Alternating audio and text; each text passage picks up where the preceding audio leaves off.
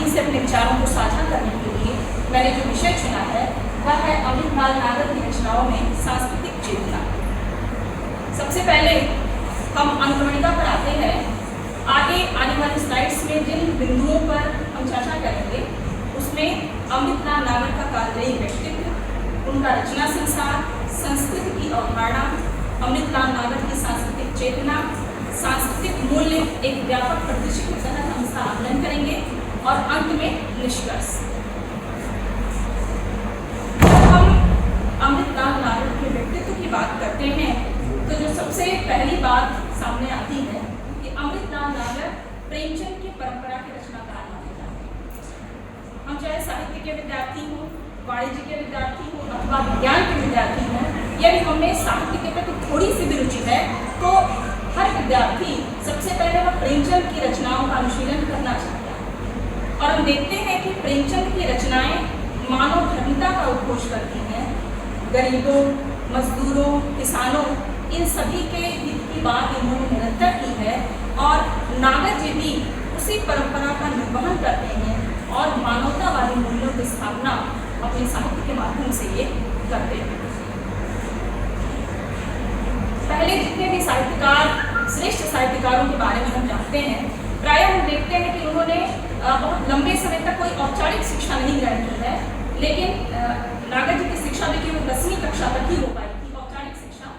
लेकिन इन्होंने स्वाध्याय के बल पर न केवल हिंदी बल्कि बांग्ला, गुजराती, मराठी आदि भाषाओं का अच्छा ज्ञान प्राप्त कर लिया था। और हम सभी को विदित है कि कोई भी जो रचनाकार होता है वह अपने परिवेश की उपज होता है, अपने परिवेश से प्रभावित होता है। नागर जी लखनऊ के थे, लखनऊ में इनका निवास स्थान था और लखनऊ का जो चौक का क्षेत्र है वह मानो इनके पूरे साहित्य में रचा बसा हुआ दिखाई देता है। एक और विशिष्ट बात जो अमृतलाल नागर के व्यक्तित्व से संबंधित है, नागर जी ने साहित्य लेखन के साथ साथ सिनेमा के क्षेत्र में भी प्रवेश किया था। किंतु जब उन्हें लगा, जब उन्हें अनुभव हुआ कि वहाँ पर एक लेखक का जो स्वतंत्र चेता व्यक्तित्व होता है वह बाधित हो रहा है, तो वहाँ से इन्होंने अपने कदम खींच लिए और ये पुनः स्वतंत्र रूप से लेखन कार्य करने लगे।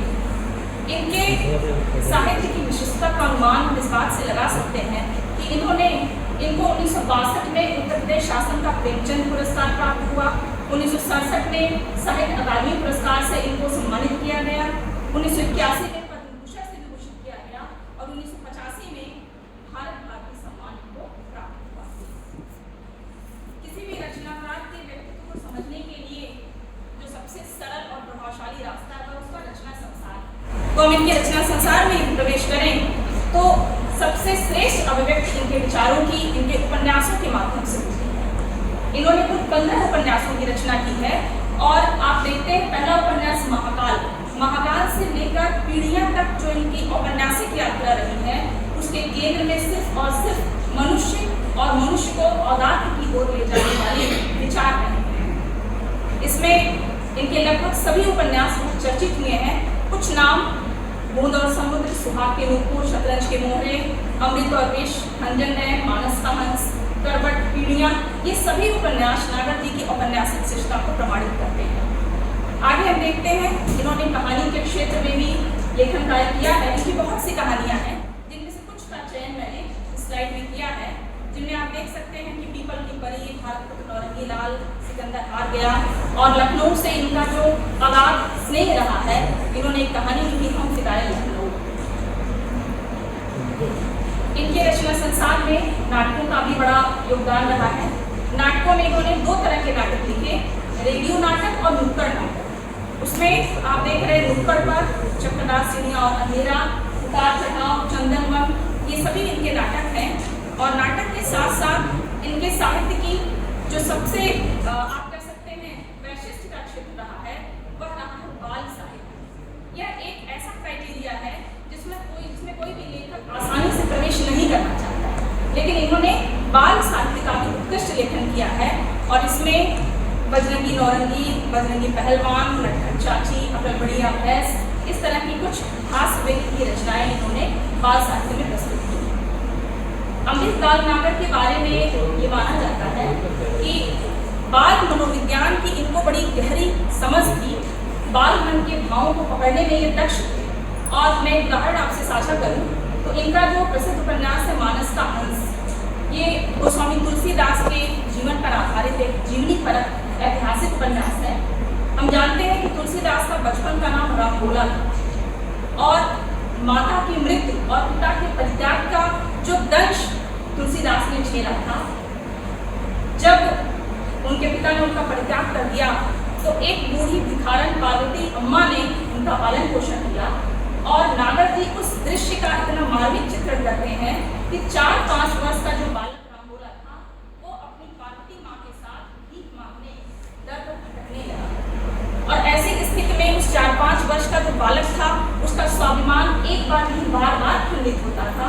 और उस पीड़ा को वह अपनी माँ से कहता है कि माँ, द्वारे द्वारे जाओ, रिलियाओ, गिड़गिड़ाओ, कोई सुने कोई ना सुने, गाली दे, यह रोज रोज का तो इसे सहा नहीं जाता। इस पीड़ा को जिस रूप में नागर जी ने अभिव्यक्त किया है, उनके इस बाल वर्णन की विशेषता को, मार्मिकता को देखते हुए डॉक्टर रामविलास शर्मा, जो मार्क्सवादी समीक्षक भी हैं और नागर जी के परम मित्र भी रहे हैं, उन्होंने कहा कि मित्र जी, मैं आता है कि तुमसे कहूँ कि तुम एक ऐसा उपन्यास लिखो जिसके सभी प्रमुख पात्र 14 वर्ष से कम आयु के बच्चे हैं।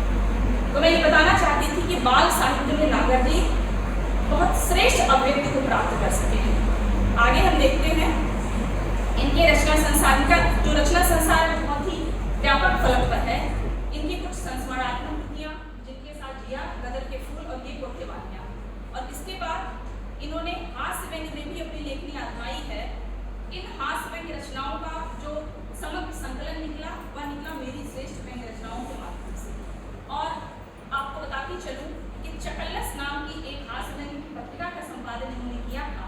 हालांकि आर्थिक अभाव के कारण यह उसे बहुत लंबे समय तक नहीं चला पाए, लेकिन यह भी उनके साहित्यिक व्यक्तित्व की उत्कृष्टता को व्यंजित करती है।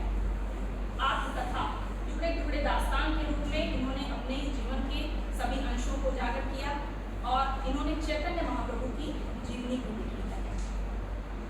अब आज का जो मेरा विषय है सांस्कृतिक चेतना, तो उसके लिए हमें सबसे पहले ये समझना है कि आखिर संस्कृति है क्या, संस्कृति की अवधारणा क्या है। प्रायः संस्कृति को हम धर्म से ही जोड़कर देखते हैं, लेकिन देखा जाए तो संस्कृति बड़ा ही एक व्यापक शब्द है, बल्कि हम ये कहें कि शब्द नहीं, वह हमारी आत्मा का एक भाव। जब हम संस्कृति की बात करते हैं तो जो पहला शब्द पहुंचता है हमारे मन मस्तिष्क में वो है हमारी परंपराएं, हमारे रीति रिवाज, हमारे विश्वास, वे विश्वास जो हमें जीवन जीने का सलीका देते हैं, और उसके साथ हमारे जीवन मूल्य, ऐसे जीवन मूल्य जो किसी भी राष्ट्र की संस्कृति का, किसी भी राष्ट्र की अस्मिता का आधार है। मैं बात कर रही थी कि हम संस्कृति को धर्म से जोड़कर देखते हैं। जब संस्कृति की परिभाषा देनी ही है तो क्यों ना अमृतलाल नागर के ही शब्दों में दी जाए, तब शायद हम उनकी सांस्कृतिक चेतना को बेहतर तरीके से समझ पाएंगे। वे कहते हैं कि संस्कृति शब्द मनुष्य की जीवनी शक्ति और राष्ट्र के वैभव को बढ़ाने की भावना से युक्त। जिस जीवनी शक्ति की बात हम करते हैं, कम से कम हमारी जो भारतीय संस्कृति है उसमें कहीं भी निराशा, हताशा या कुंठा के लिए कभी भी कोई स्थान नहीं रहा है। हमारा जो भारतीय मानस है उसकी खूबी यही है कि वह कभी हार मानना नहीं चाहता, और इसी संघर्षशीलता को हजारी शाह द्विवेदी ने अपराजेय जिजीविषा का नाम दिया है। तो नागर जी ये कहते हैं कि यह जो जीवनी शक्ति है यह हमारी संस्कृति का मूल तत्व है, और इसके साथ ही जब भी हम अपने राष्ट्र के वैभव, उसकी समृद्धि के लिए कुछ भी कार्य करते हैं तो आप मान कर चलिए कि हम सांस्कृतिक रूप से और अधिक सशक्त होते चलते हैं। इसी क्रम में एक और परिभाषा अमृतलाल नागर के द्वारा ही, संस्कृति शब्द आज धर्म से पहले जैसा संबद्ध नहीं रहा, क्योंकि नागर जी संस्कृति को किसी चौहद्दी या चौखटे में बांध कर नहीं देखते, वह धर्म की चारदीवारी के भीतर संस्कृति को कैद नहीं करना चाहते। उनका मानना है कि संस्कृति का रूप बहुत ही व्यापक है, और मुख्य रूप से यह कहते हैं कि यह मानव धर्म विज्ञान के ठोस धरातल पर पनपकर विश्व संस्कृति के रूप में प्रतिष्ठित होकर ही रहेगा।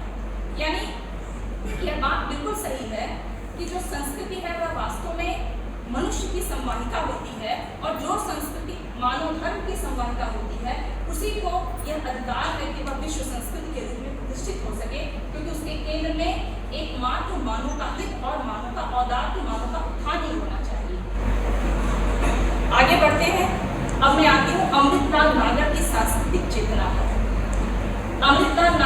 ने संस्कृति के किन बिंदुओं को अपने रचनाओं में उठाया है, उजागर किया है, उसमें सबसे पहले मैं बात करूंगी संस्कृति के उदात्त रूप का दिग्दर्शन।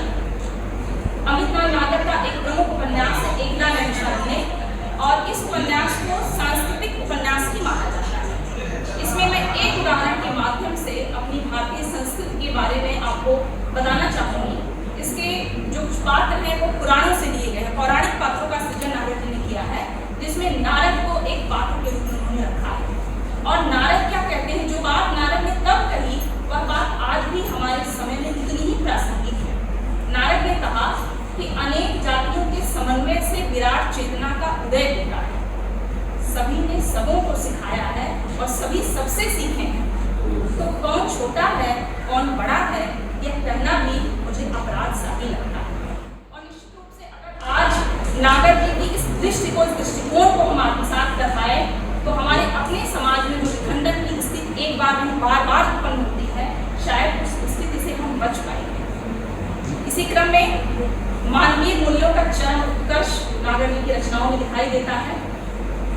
डॉक्टर सर्वपल्ली राधाकृष्णन की एक पुस्तक है जिसका अनुवाद रामनाथ सुमन ने भारतीय संस्कृत कुछ विचार नाम से किया है। उसमें राधाकृष्णन जी कहते हैं कि मनुष्य की महत्ता इस बात में नहीं है कि वह कभी गिरे ही नहीं, हम मान कर चले कि हमें कभी गिरना ही नहीं है, बल्कि मनुष्य की महत्ता इस बात में है कि वह हर बार गिरने पर उठकर खड़ा हो जाए।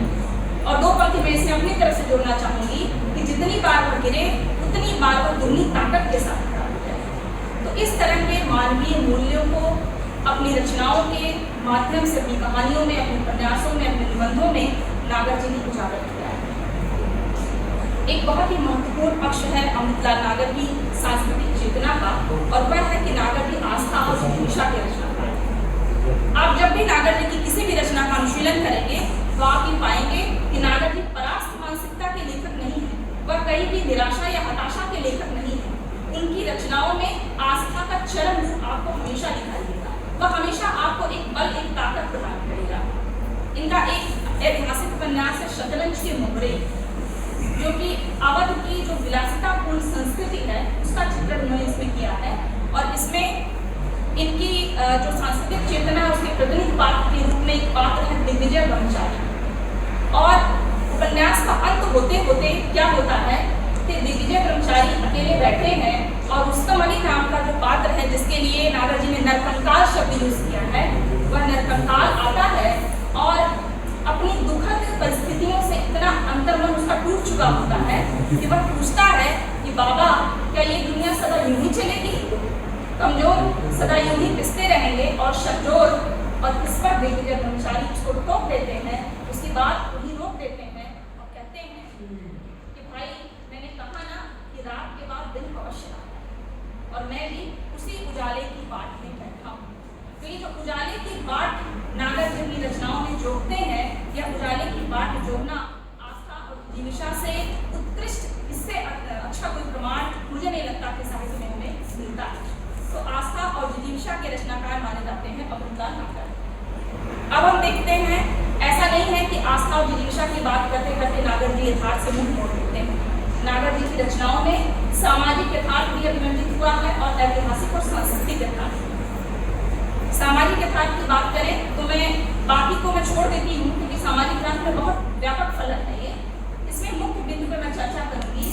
नागर जी स्त्री के स्वातंत्र के प्रबल समर्थक थे, और उसमें भी किस बिंदु की बात वो करते हैं, वो आर्थिक स्वातंत्र की बात करते हैं। उनका मानना था कि यदि स्त्री आर्थिक रूप से स्वतंत्र है तभी सही मायने में वह अपनी स्थिति में परिवर्तन ला सकती। ऐतिहासिक सांस्कृतिक यथार्थ की मैं बात करूं तो हमारे इतिहास में अनेक ऐसे चरित्र, अनेक ऐसी घटनाएं हैं जो आज भी उतनी ही प्रासंगिक हैं, जिनमें आज भी हम अपनी समस्याओं का समाधान खोज सकते हैं। तो नागर जी ने इतिहास प्रसिद्ध प्रेरक चरित्रों को आदर्श के रूप में प्रस्तुत किया है, वह चाहे तुलसीदास हो, चाहे सूरदास हो, अथवा पांचू गोपाल हो महाकाल उपन्यास का। आगे हम देखते हैं कि सांस्कृतिक मूल्य एक व्यापक परिदृश्य। नागर जी के मैंने बताया कि 15 उपन्यास हैं, उनमें से कुछ उपन्यासों का चयन मैंने इस स्लाइड में किया है। मानस का हंस बहुत ही चर्चित इनका उपन्यास है।